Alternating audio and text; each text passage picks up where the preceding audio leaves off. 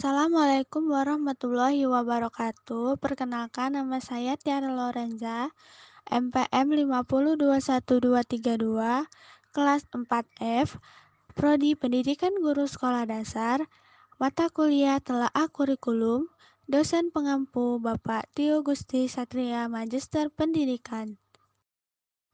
Baiklah, di sini saya akan membahas materi tentang perubahan dan perbedaan kurikulum tahun 1947 sampai sekarang. Kurikulum 1947 ini adalah kurikulum pertama sejak Indonesia merdeka. Perubahan arah pendidikan lebih bersifat politis dari orientasi pendidikan Belanda ke kepentingan nasional.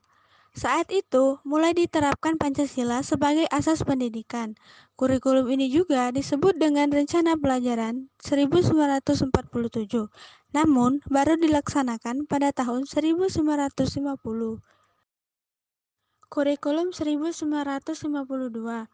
Kehadiran kurikulum ini merupakan penyempurnaan kurikulum sebelumnya dengan merinci setiap mata pelajaran sehingga dinamakan Rencana Pembelajaran Terurai 1952.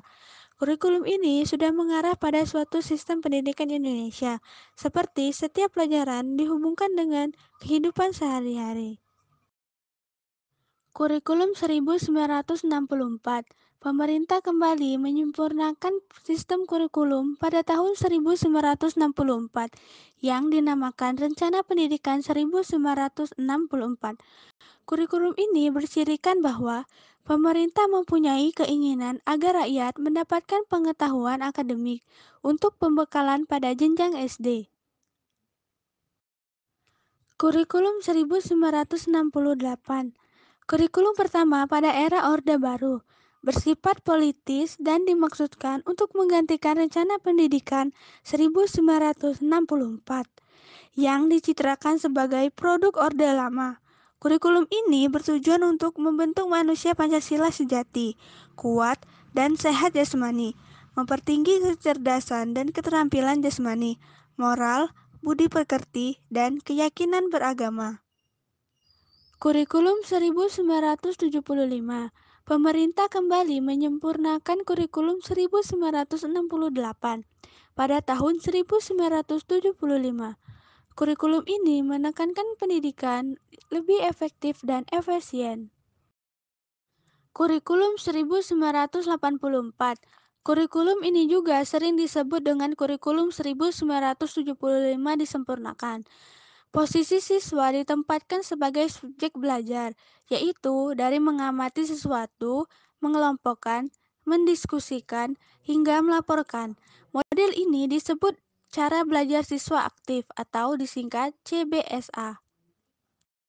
Kurikulum 1994.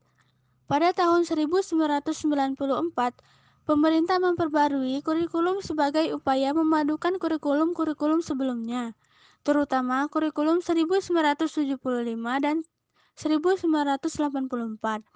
Namun, perpaduan antara tujuan dan proses nampaknya belum berhasil. Kurikulum 2004.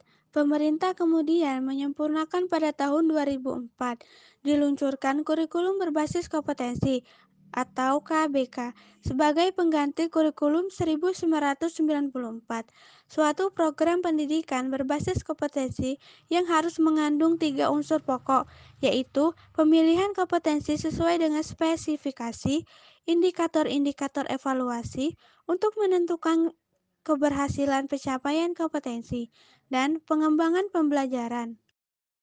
Kurikulum 2006.